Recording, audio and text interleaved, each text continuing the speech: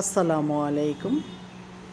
কেমন আছেন সবাই? আলহামদুলিল্লাহ আমরা ভালো আছি। এখানে রান্না করব গরুর মাংসতে গরুর তেহারি, যেটাকে তেহারি বলে। এখন এখানে একটু লবণ দিয়ে দিলাম। লবণ দিয়ে এটা বাবুর্চি স্টাইলে রান্না তেহারিটা। একটু মরিচ পাউডার দিয়ে দিলাম মাংসটা মিক্সড করার জন্য।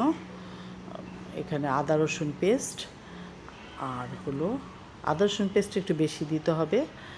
আর দিয়ে তারপরে এখন ভালো করে এখানে এটা হলো ছানা, কারণ টক দই যদি না থাকে তাই ছানা ব্যবহার করতে পারেন। ছানা দিলে বেশি ভালো লাগে এই এই বিরিয়ানির মাংসটা, বিরিয়ানি না সরি তেহেরির মাংসটা কুরমা করতে।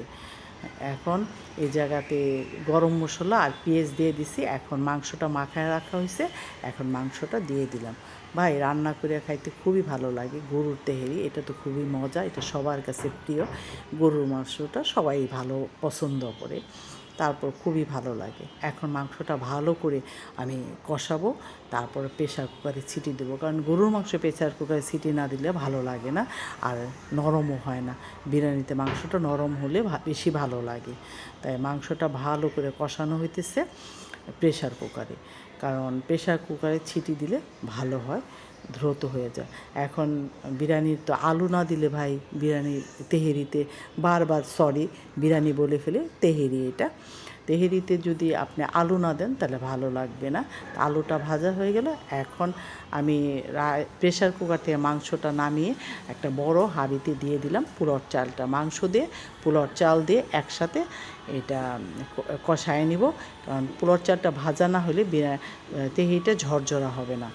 তা ভালো করে ভাজতে হবে ঝরঝরা করার জন্য। এটা রান্নাটা সবাই পারেন, কিন্তু আমি ব্লগিং করি তার জন্য। যদি আমার ভিডিওটা ভালো লাগে অবশ্যই দেখবেন।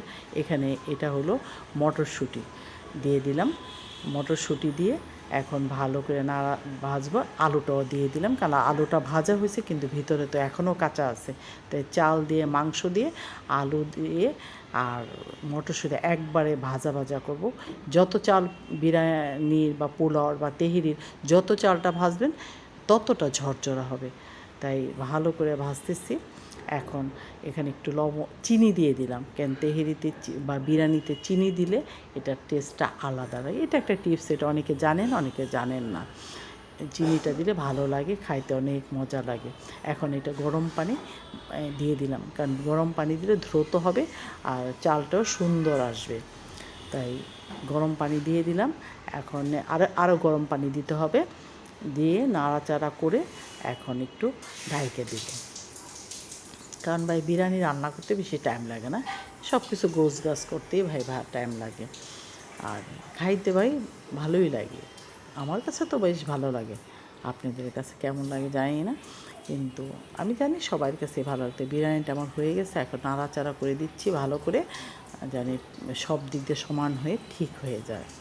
তাই ভালো করে নাড়াচাড়া করে দিয়ে এখন একটু পেঁয়াজ ব্রেস্তা দিয়ে দেবো ফ্লেভারটা সুন্দর আসার জন্য, কারণ পেঁয়াজ ব্রেস্তা দিলে পরে বিরিয়ানিতে খুব ভালো লাগে খাইতে বিরিয়ানিটা, কারণ ফ্লেভারটা সুন্দর আসে, খাইতেও ভাই অনেক ভালো লাগে।